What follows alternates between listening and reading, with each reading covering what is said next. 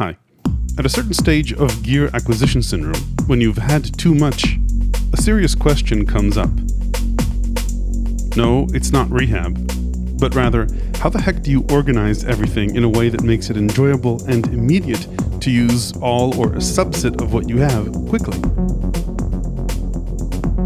This video documents tips and learnings from building a matrix-based audio and MIDI setup where I could easily swap out or rearrange any sequencer, synth, or effect pedal, including totally changing audio and MIDI routings with as little hassle and rewiring as possible, preferably none at all. First, I'll walk you through this setup and then share a whole bunch of tips for using Matrix MIDI and audio mixers,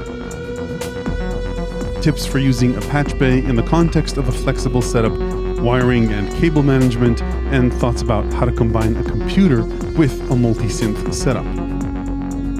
Before I start, a quick disclosure: some of the gear you'll see in this video was sent to me for free, some I bought at a discount, and some I paid full price for. Regardless, no manufacturer has any say over the content of my videos. This channel is funded by people who subscribe to my book updates and extra content on Patreon, including all the tips in my videos and way more, YouTube Premium and ads, and price check affiliate links in the description, which help the channel regardless of the product you choose to buy. Okay, let's start with the core of what drives this setup, and that is matrix routing of audio and of MIDI. Meaning that, say, on the audio side, rather than connect a synth to a predetermined chain of effects, say the Moog Sub 25 connected physically through a looper and then through a chorus and a reverb, rather than that, the output of the Sub 25 and the inputs and outputs of all the pedals are connected to the matrix mixer, and I link them to each other by creating chains using this grid. For example, I'll recall an empty preset. So now we have a totally blank slate. All the inputs come in through here and are listed here. All the outputs go out through here and are listed here. Let's say, for example, that I wanted to connect the Sub 25 just directly to the outputs, main, left, and right. I would just press this, make the connection to the left side, press this, make a connection to the right side. Now, say, for example, if instead of this routing, I'd want to connect the Sub 25 first through Rattler. So I'd look for the Rattler input here, that's K, create that routing, and then I could connect the Rattler output to both the left and the right channels. So now the Sub 25 is chained through this effect. I could turn it on or off. And then let's say instead of that, I wanted to add another pedal to the chain, let's say this chorus.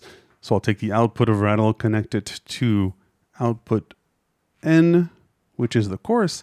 And then since the chorus is a stereo effect, I'd connect its left output to my main left output and its right output to my main right output.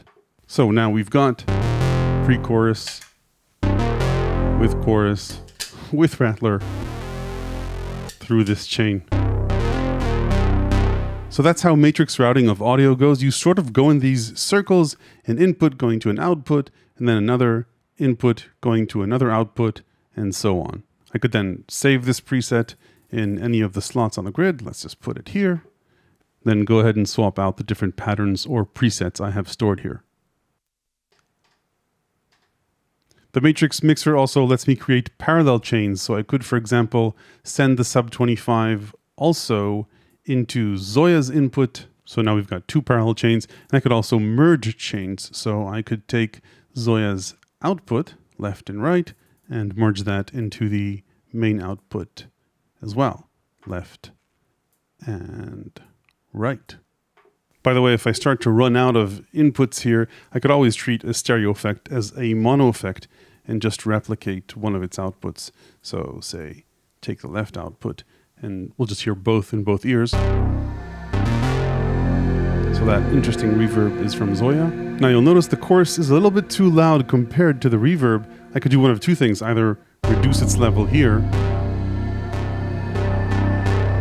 or I've got level control in the matrix, two other levels besides full volume, and you access that by pressing this button. So that's medium and that's low. And I could apply that here as well. You can see the LEDs aren't as bright. So you can hear that now the ZOIA is more prominent than the chorus using these simple level controls. And another benefit of a setup like this is that beside the fact that I can route it any way I want, I can easily take a pedal, take it off the rack, plug in a new one just by plugging it into power and to the inputs and outputs, and I now have a new pedal fully ready to be integrated into the system. By the way, you can also use the Matrix mixer for control voltage as part of a Eurorack setup, and it even has a randomization feature, which, trust me, you should only try if you have levels turned all the way down, because it can cause quite a bit of unexpected feedback. Now, Erica's Matrix Mixer isn't the only way that you can create a Matrix setup. I'll talk about its pros and cons later on. Okay, so those are the basics of audio Matrix routing. Let's talk about MIDI routing, and the principles and purpose are identical to the audio setup. Rather than plan ahead a chain of MIDI devices, I just want to plug them all to a central hub, MRCC by Conductive Labs in this case, and then I can later on decide what goes where, which components I'm going to use, which will be master, which will follow, and swap things around if I want. Right now, I've got Maschine Plus as the master clock and sequencer for almost everything. Keystep Pro is being used as a keyboard for either playing notes into Maschine Plus or just playing notes directly into instrument I want anytime. Now, the way you route things around in MRCC is either by connecting sources to destinations or connecting a source to all the destinations and then configuring the MIDI channels properly. The outputs and inputs are numbered here, and I configure them so that whatever output I'm using corresponds to the MIDI channel that I'm sending notes or receiving notes at, and I've got this stuck here on the side using a magnet, more on that later. So for example, Keystep Pro is plugged into the third USB input here on top. It's called USB-C, and then I've got it hooked up to output number 2, which is going up to Digitone here. So I could play it here or through here. I could disconnect this connection and go for output 11, which is Maschine, and now I'm controlling whatever Maschine is controlling, and I've got all the channels set up here. So for example, these are the 4 channels of Digitone, so I can now play them through this. Output 5 is the Hydrasynth, 7 is the ARP2600 and RE303, and then 8 is the Moog Sub 25. So I can play Sub 25 through Maschine, through Keystep Pro, or of course through the Sub 25 itself. Aside from spreading out notes all over the place, MRCC or any other hub you'd want to use should also send clock and transport to everything, but it should also be able to filter out those things. Now, I'll talk about all those things later, but just to give you a simple example, if I hit play here, then this sequencer gets started as well, restarted, stopped, resumed. But I'm also blocking certain sequencers from running because I don't want the internal sequencers on the JX08 or Digitone to play. Anyway, so now I've got USB-C, Keystep Pro connected to Maschine, and I've got Maschine going out to this input here, and if I press its button, you'll see a whole bunch of destinations light up because Maschine Plus has access to everything. Now, there are plenty of MIDI routers out there, from simple splitters, mergers, to more complex routers.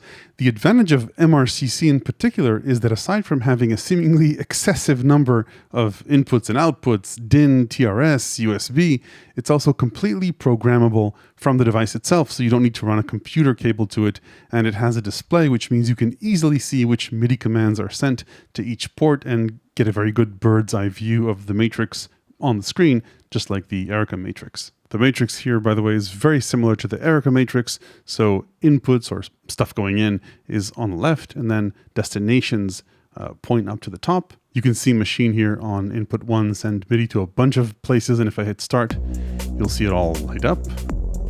It's a very good thing to see that going on because you obviously don't see MIDI running through the cables. And then there's really nice monitoring here on an individual port basis. So say if I wanted to see what Maschine is sending out on output 2 or DIN port 2, then you can see hopefully on top here as I play notes in different channels, channel 1, channel 2, 3, and 4.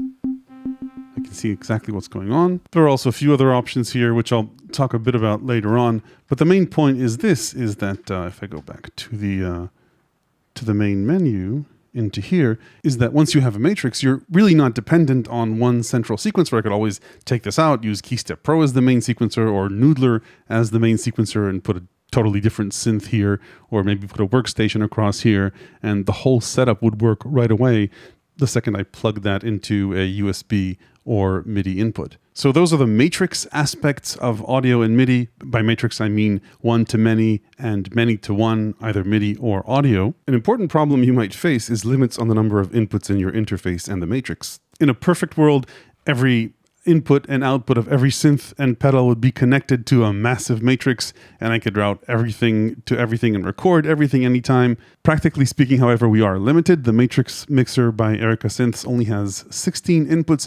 We're pretty much okay, by the way, on the output side, but there are way more sound sources here than the 16 inputs we have here. So my thinking and compromise was that I wouldn't need to connect to the audio matrix the synths that I was less likely to use effects pedals on. Since Maschine, Digitone, Play, JX08, and Hydrasynth all have quite a few internal effects, I decided to prioritize the effects pedals for the analog synths. The RE303, ARP2600, LYRA, and Sub25. So I routed them into the matrix, and then I routed all the polysynths into the Patchbay. If I ever did want to process the polysynths through effects pedals, say to play Hydrasynth into Cosmos or Microcosm, then I could always grab them from the Patchbay and plug them into the matrix. I'll explain more about how Patchbays work in the tips section of this video in a bit. On the output side of the mixer, by the way, I have just the right number of jacks. Aside from routing audio to all the inputs of the pedals, I also routed a stereo pair to Maschine Plus's inputs so I can sample and loop anything going on here or in the matrix into here. And I actually have one more spare output here so I can, say, monitor anything I want on the scope here. Hopefully you can see this.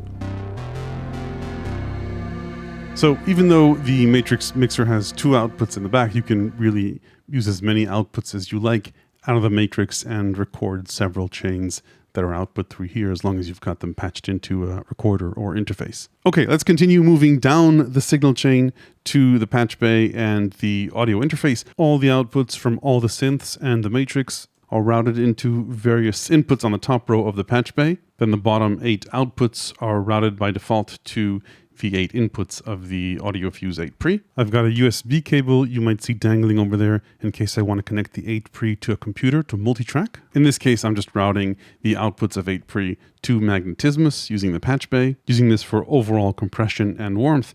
And then the output of Magnetismus is patched into my audio interface, which I'm using to record back there, and can be patched into these two speakers. It's not patched there now because it would interfere with the recording of this video. Okay, so that concludes the tour of the setup. Let's jump right into the tips and lessons learned from putting all this together and spending some time playing with it. I've split these tips into a few groups: general or administrative tips, then MIDI matrix routing tips, audio matrix routing tips, Patchbay tips, and thoughts about using an audio interface / mixer with or without a computer. Let's start with the basics. If you're going to be wiring up a lot of gear, I highly recommend you get color cables. These are custom cables sent over by a company called Designacable. They're not cheap, but neither are your nerves.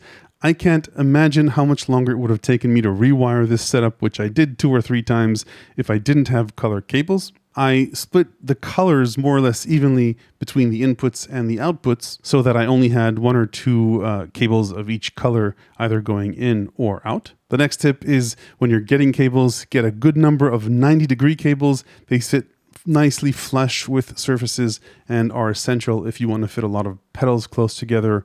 Same goes for synths. Of course, also get a few straight ones. They work out sometimes better than 90-degree cables. One disadvantage, by the way, of the Matrix mixer compared to Patchbays is that it needs 3.5mm cables, whereas most gear takes 1/4-inch cables. So you'll need ones with a 3.5mm tip on one end and 1/4-inch on the other, or get a whole bunch of adapters. Next tip, get a computer-controlled thermal label printer.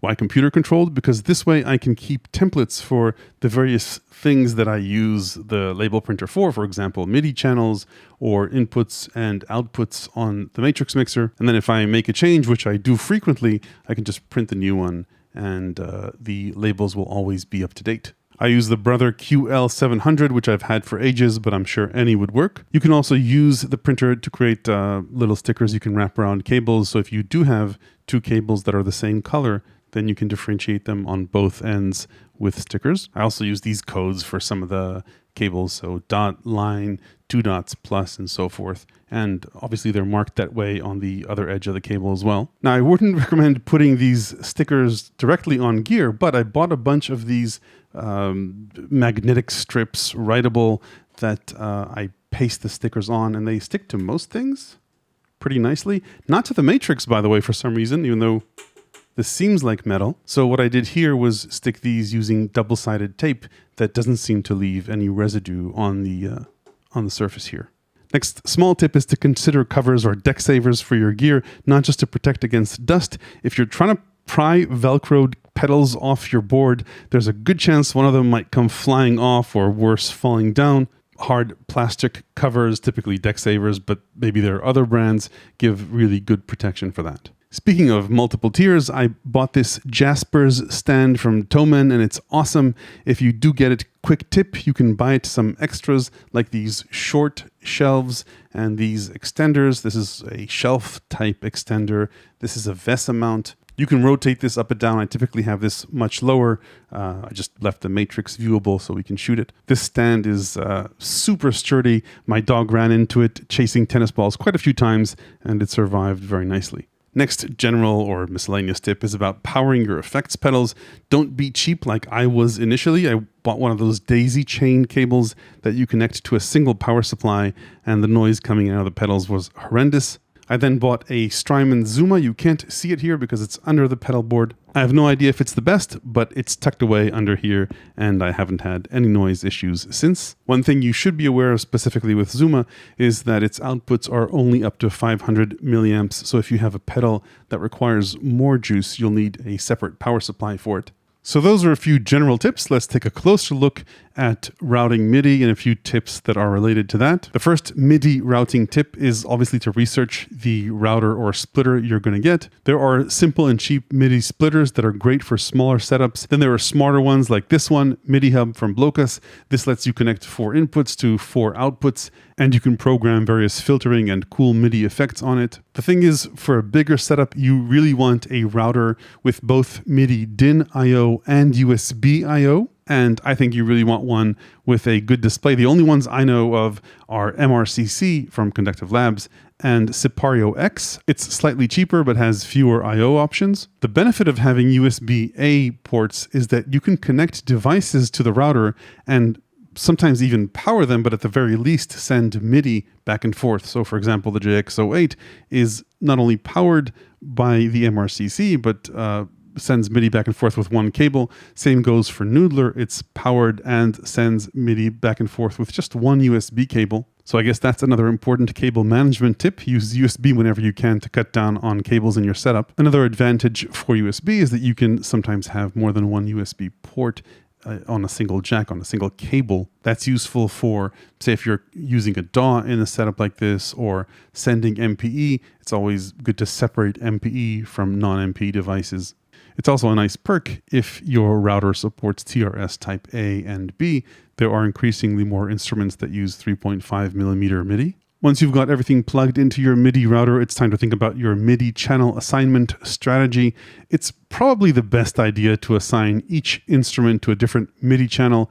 I know it's a bit of a hassle to look in the manual and to figure out how to do that. For example, in the RE303, it's a key combo, and on the ARP 2600, it's a set of dip switches. The Sub 25 doesn't make it any easier with key combos there on the panel, but you'll have a lot more peace of mind if every instrument is listening and responding to a different channel. Don't forget that some instruments have multiple timbres. So for example, Digitone has 4 of them on 4 tracks. So I've got it occupying MIDI channels 1 through 4 in this setup. The JX08 also has 2 timbres, so they're on channels 13 and 14 in this setup. Now, some routers offer a way around this. So if you're intent on keeping all your instruments on channel 1, it's actually manageable with a router that has MIDI channel mods. So for example, over here, you'd go into the mod page, and then you can assign the channels that you want to assign in your MIDI plan. Say if I wanted to have this respond to MIDI channel 7, even though it's listening to channel 1, I'd go into here and swap out channel 7 on the input to channel 1 on the output. And then another option is, like I showed you before, to just go into the source and change the destination that it's patched to. That's another way to get around setting MIDI channels on your gear, but I don't recommend it. Some MIDI routers have additional options, a few extras like an arpeggiator over here, and MIDI CC routing, so you can change scales for MIDI CCs or velocity. So a bunch of tools in here for things like that. There's also a MIDI monitor in here. If I go into the mods, take a brief look at that. So velocity scales, CC scales, layers and splits. You can also do that in here, and transpose, which can come in handy. And then an important option is filtering, both port filtering and then filtering for the individual routings. Let's just route the keystep back into Maschine and then look at the routings of Maschine over here. So Maschine is sending MIDI to all these different places, but we don't want it to send the same MIDI everywhere. So for example, we want to send transport and clock to Paulien's play, but currently it's set to omni mode, meaning it'll play notes regardless of what channel it's receiving notes on. Now you can disable that here, but if you want to do that in other places, it goes back to going into the manual sometimes and figuring out how to do that. Since I know that play is connected to output 10, I could press that button and then look at the filtering for that route, and you can see that notes are set to be filtered here. You filter and unfilter notes. And then, like I mentioned, I don't want the JX08 and Digitone to follow Maschine Plus's transport. So Digitone is plugged in to this port, and you can see I'm filtering out transport over here. I could filter out clock too if I wanted. And then same goes for the JX08. It's on this port on A, and you can see that I'm filtering transport for this as well because I don't want this sequencer to run when I hit start on Maschine. I already mentioned you can monitor MIDI over here in this little row here on a per port basis. You can see that clock is constantly being sent here, which I guess is okay for Maschine Plus. But if I go back into the matrix, remember we saw these two little plays hanging out here, which is not a good thing for us. It's a bit tiny, but this row up top here is USB-A, and this row on the bottom is USB-D. That's Noodler and the JX08. So if I wanted to block these guys MIDI clock on a port basis as opposed to on a per routing basis, I would go into the port filters here and block both transport and clock for these ports. So that's MRCC and MIDI monitoring. I think a tool like this makes handling MIDI in a setup like this so much easier. If you know of any alternatives, please feel free to comment below. Until then, this is pretty much ideal for large setups. Let's move on and take a look at a few learnings from using the Matrix mixer. Probably the most important thing you'll want to be mindful when planning for a setup like this is that you'll likely have more audio sources than destinations because you'll likely have more audio generators than processors. So you need to be very stingy and selective which audio sources you allow into the Matrix because inputs will run out fast. Route into the Matrix only sources you're likely to want to reroute dynamically as opposed to end-of-chain effects, for example, CXM1978 or ZOIA. Once you've selected which outputs you want to run to the Matrix, what do you do with the rest? So you could spend money on another Matrix or an interface with more ports, but I think it makes sense to explore whether some of your gear can pass audio through so that you can combine 2 for 1. And I've done this in 3 places throughout this setup. RE303 is plugged into the preamp of the ARP 2600. That also lets me add some distortion to it using the preamp. Then Paulien's play is plugged into the mix input of the JX08. And then even though I initially routed CXM1978 into the Patchbay, I decided to patch it into the Digitone's inputs. That way I could use the effects on its audio. Since I've got its inputs here in the Matrix, essentially it's like another output from the Matrix that I can apply chorus, delay, and reverb and drive to through Digitone, which I think is cool. Now, obviously it means that effects are shared, so any effect that I apply to the ARP 2600 will also be applied to the RE303. It means that I can't record play separately from JX08 because they're mixed together, but I think that's a reasonable compromise since we don't have enough inputs on the Matrix or in my audio interface. A few other tips for using the Matrix. Like I mentioned earlier, you can save plenty of presets in here. There are over 250 slots available. That makes it really easy to A/B test different routings. So does distortion work well before the looper, after the looper, two distortions, which distortion do you want to use? All of these things are things you can easily play around with just by swapping presets. You just need to be mindful if you're placing a mono effect after a stereo effect, you'll obviously lose any stereo features in that effect, which is kind of misses the point in some cases. But you can combine the left and right into a mono input, or of course use a stereo looper instead. Another advantage of the Matrix mixer is that it's pretty easy to create parallel chains. So you could route a distortion in parallel to a reverb and play around with their relative levels. It's very easy to send a single source to multiple destinations. This splits and merges really nicely. The only thing you need to watch for is potentially phase cancellation when you merge the same source passing through two different chains. If you merge sources, you also need to watch for levels, especially if you're routing them into guitar pedals. That's where using the attenuators in here could be very useful. Before we part ways with the Matrix mixer, I wanted to sum up a few pros and cons for it. First, its signal chain is all analog, both summing and splitting, say as opposed to using an audio interface, which would convert audio to digital and back. That's a pro or a con, depending on your point of view. On the cons side, though, its inputs aren't balanced, as opposed to an audio interface, which can support balanced I/O. Another con is that it has 3.5mm inputs. I talked about this earlier, which may be an inconvenience depending on your setup, or may be helpful if you're using a Eurorack setup or synths with smaller outputs. Another con for the Matrix mixer is that you can't see levels on the inputs or on the outputs. That's why I recommended you hook up a scope to it or some other level meter. That's something that an audio interface can do. It can show you levels either on the panel or in an interface on a computer or a web-based browser, depending on the interface. On the pros side, however, for the Erica Matrix mixer is that I don't think you'll find any digital mixer for anywhere near what this costs, or an analog mixer with this many inputs and outputs, again, for anywhere near the price. Another pro for the Erica Matrix is its interface. It's dead simple to use. You clearly see where things are going to. It's easy to change. Just run around the grid and make connections. And yeah, it's very visual, obviously. As you can see, there's no proper labeling solution, but I got around that pretty easily, and this, I think, works nicely. Let's move on and talk about Patchbay ideas and tips. If you're not familiar with Patchbays, a Patchbay is also kind of like a flexible Matrix router. It's cheaper than the Erica Matrix, however, it's entirely passive. You can't save patch presets. It doesn't let you send a source to more than two destinations, and if it does, then it's a passive split as opposed to a buffered split on the Matrix.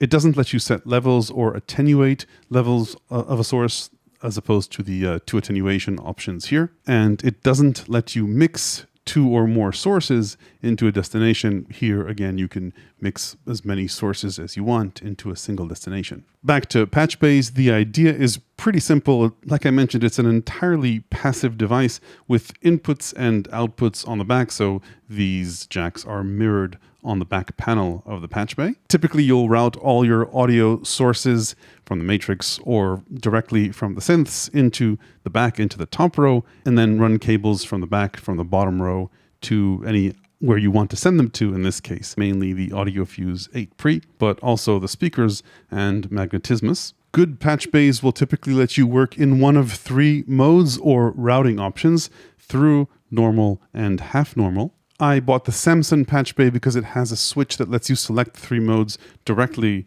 on the panel, which is very, very useful and handy. It's more expensive than other Patchbays that don't have this switch on the front panel, and it also has less room on the panel itself to write labels. That's where my stickers and magnets come in handy. But the cheaper Patchbays either don't have this option, or this switch is hidden on the top, which makes it hard to reach in the rack, or worse, requires you to unscrew the panel and swap things around inside. So what do these three modes mean, and why are they so useful? Each mode or switch relates to a pair, to an input and output pair. In thru mode, where the switch is in the middle, they're totally disconnected from each other. They can be used separately. There's no electrical connection between them. I'll talk about why you'd want this in a bit. And then there's normal mode. That's when I flick this switch to the left. In normal mode, by default, the top input is routed to the bottom output. However, if I plug a patch cable either to the top or to the bottom, that connection gets broken. Again, I'll explain why this is useful in a bit. And then the third popular channel configuration is half normaled. In this case, the top is also normaled to the bottom, but unlike normal mode, where plugging a cable into either jack disconnects the connection, in half normaled mode, plugging a cable into the top output does not disconnect that audio from the bottom. So that's how Patchbays work. Let's see how you'd use all this. The first obvious use is the normal configuration for connections you plan to use most frequently. So my thinking when I set this up is that I'd want the stereo outputs of Maschine routed to inputs 1 and 2 of the Audio Fuse 8 Pre. Then I'd want the combined JX08 and play. Remember, play is connected to the mix input of JX08. That goes into these inputs. Then the Erica Matrix outputs A and B go into these two inputs. And finally here I've got the Digitone and CXM1978 plugged in here, but by default, Hydrasynth's audio is sent into here. Now remember, the minute I plug something in here, it overrides the internal connection. So by default, we're hearing Digitone in through these two inputs. But if I unplug these two, then we'll hear Hydrasynth. So that's pretty much when you'd use normal connection, when you have a connection you want to use frequently, but you want to be able to break every now and then.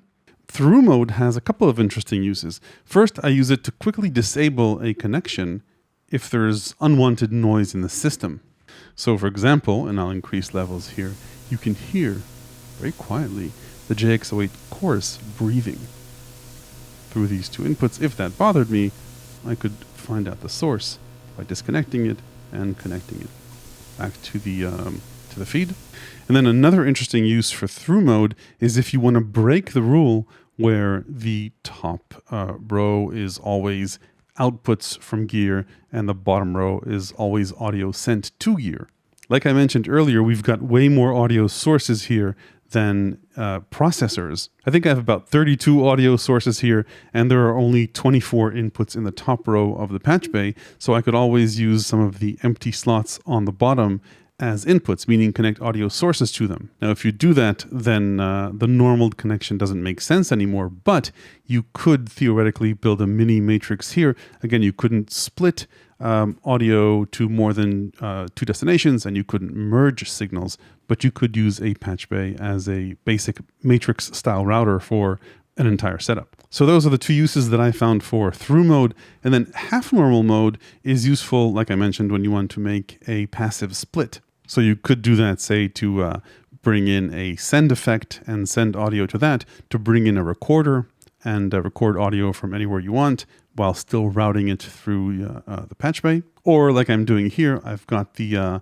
Magnetismus output normaled to my speakers, basically the audio interface in the back recording this video, but I could also connect it to the speakers if I wanted to. These two outputs are connected to my speakers. So normally when I'm not recording the video, I'm using these two, and the cables are patched into the jacks to the left of the speaker out. So that's half normaled, basically a passive split for the top row. Another general tip, both for the Patchbay and for anywhere else in your setup, use balanced cables. Hopefully you can see this on camera. These are tip ring sleeve cables on both ends if your device is supported. So for example, Hydrasynth has a balanced output, so I've got it connected using balanced cables into the Patchbay. But say the JX08 or Polyens Play aren't balanced. So there's no need to use balanced cables if anywhere in the audio signal path you're not using a balanced instrument or balanced effect. But the moment a signal becomes balanced, you want to keep it that way through the Patchbay and into the interface, assuming your interface is, which most are, I think, these days.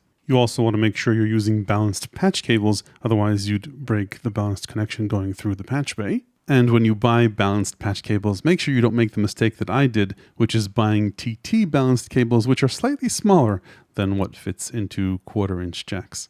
So that's pretty much it for the Patchbay. Moving on down the signal chain or up in the rack is the mixer/audio interface. I highly recommend that you get an audio interface that's also a mixer, and vice versa. If you get a mixer, make sure that it can also act as an audio interface, especially ones that also have the ability to interface with expanders. ADAT expanders typically are the cheapest, so that you can quickly add another 8 inputs and outputs. When you use a mixer that's also an interface, you can very easily move to working with or without a computer. So it's always nice to jam DAWless, but if you want to record something, you're better off recording it, multi-tracking it into a computer. A quick mixer/interface tip. Right now I'm using this with 4 stereo pairs, but you can always pan an input to the center and plug in more than 4 sources, for more than 4 mono sources. The H-pre isn't configurable here, but if you plug it into a computer, then you can set any of the inputs to either pan left or right for a stereo source, or just pan to the center if you want to plug in a mono source. And then another reason to get a mixer that's also an audio interface, if your setup has a Maschine or MPC, and you have a computer nearby, you can use Maschine or MPC in controller mode. This not only frees the 2 inputs that you used to record this as an audio source, because in controller mode, then it's generating its own audio into the interface, and you've got 2 extra inputs in the interface. But it also means that you can apply whatever effects it has to any of the channels separately. And if you must stay away from a computer, it's also useful to have an audio interface. Both Maschine Plus and MPC now support some class-compliant audio interfaces to expand the number of inputs they have available. It's not guaranteed to work. For example, I couldn't get the H-pre and Maschine Plus to work together seamlessly, but other interfaces may work for you. It's always nice to have that option. So to summarize the learnings from this setup, in terms of MIDI routing, I've not seen anything better or more immediate with better monitoring than MRCC. If you know of one, feel free to comment below. In terms of matrix routing of audio, I think that Erica's Matrix is a very good balance of price and features, unless you count Patchbays. I spoke about their pros and cons compared to the Matrix mixer earlier. However, if you're willing to spend a lot more money than Erica's Matrix, there are some audio interfaces that offer matrix mixing options with even more flexibility than the Matrix mixer. For example, precise control of levels as opposed to only 3 level options, balanced inputs and outputs, 1/4 inch I/O, monitoring of levels, and DSP effects, all the way from EQs to delays to reverbs, compression, and so on, not to mention labeling inputs and outputs on the interface if you're using a computer or tablet to control them, say, as opposed to stickers. The problem, like I mentioned, is that interfaces with all those features cost significantly more. I do plan to try and implement one of them in a future setup video, so stay tuned for that. Until then, all the tips I mentioned in this video, plus any more I come up with as I use this setup, are included in my ever-expanding book of electronic music ideas, tips, and tricks, available to the good people who support this channel on Patreon. Hit like if this was useful. Don't forget to ring the YouTube bell if you want to make sure you don't miss the next one. Thanks for watching.